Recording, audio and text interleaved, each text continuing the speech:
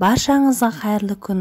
Бүгін осындай балмұздақ секілді өте дәмді мусты эскимолар дайындайтын боламыз. Маралмен бірге болыңыздар. Бізге желатин қажет болады. Мен алдын ала желатинге салқын су құйып 20 минутқа бұқтырып алғанмын.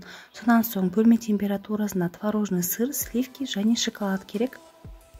Шоколад пен сливкиді су моншасында немесе микротолқынды пеште ерітіп аламыз. Мен микротолқынды пеште еріттім. Ендеше оны суытып бір шетке қойып қоямыз. Мұздай сливкиімізді миксердің төмен жылдамдығынан бастап кішкене жылдамдық ұлғайта отырып миксерлейміз. Бізге қатты миксерлеудің қажеті жоқ. Еріген балмұздақ секілді масса шыққан кезде миксерлеуді доғарамыз.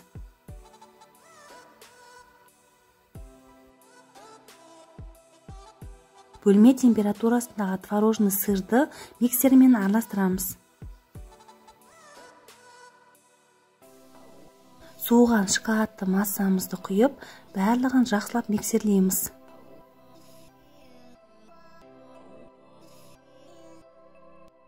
Бізде біртекті масса шыққан соң, желатинімізді микротолқынды пеште ерітіп аламыз. Бұл жерде желатинді қайнатып жібермеңіздер, себебі желатин өзінің қасиетін жоғалтып алуы мүмкін. Абай болыңыздар. Шоколадный массамызға желатинімізді қосып жақсылап араластырып болған соң, сливкиімізді екі бөлікке бөліп қосып, лопатканың көмегімен жоғарыдан төмен қарай араластырамыз.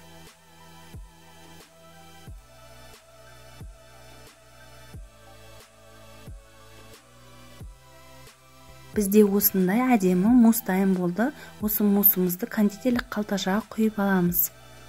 Формамызды алдын ала осындай тақтайшаның үстіне қойып аламыз. Сонан соң мен таяқшаларымды тығып қойдым.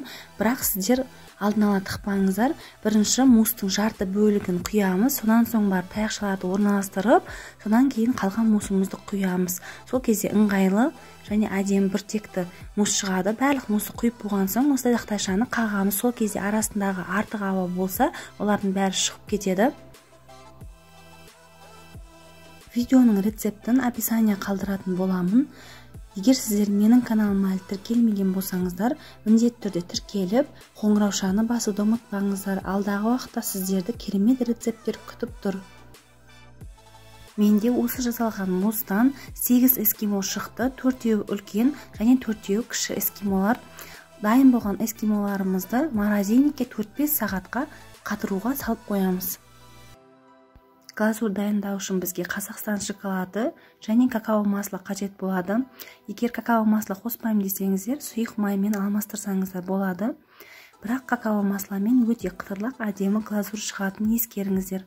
Какао маслоны микротолқынды пеште осылай ерітіп аламыз. Және шоколадымызды микротолқынды пеште 10-15 секунд сайын араластыра отырып, әдемілеп ерітіп аламыз. Шоколадты күйдіріп жібермеңіздер. Егер шоколад күйіп кететін болса, еш нәрсеге жарамсыз болып қалады. Какао масло мен шоколадымызды араластырып аламыз.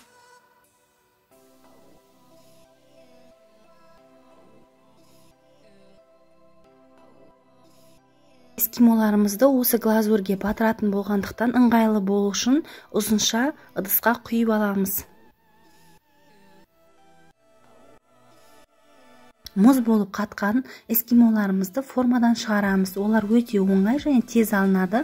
Сонан соң глазурымызге батырып, осылай силиконды ковриктің үстіне қоямыз. Егер сіздерде силиконды коврик болмаса, жай ғана пергамент қағазының үстіне қойсаңыздар да болады.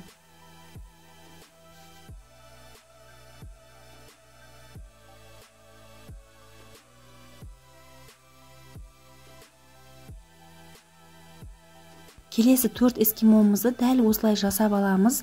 Бірақ мен қалған шоколадымызға арахисті жақсылап майдалап, қосып, араластырып, бөлме глазурын жасап алдым. Қаласаңыздар, осылай жасасаңыздар болады. Оны да осылай глазурге батырамыз. Менің глазурым кішкене жетпей қалды, аздау болып қалды. Бірақ сіздерге толығымен жететін глазурдың рецептін қалдыратын боламын.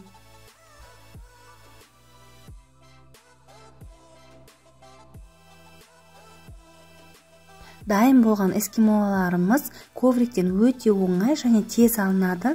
Өз қалауымыз бойынша сәндейміз. Мен ақ шоколадты ерітіп, посыпкалармен сәндедім.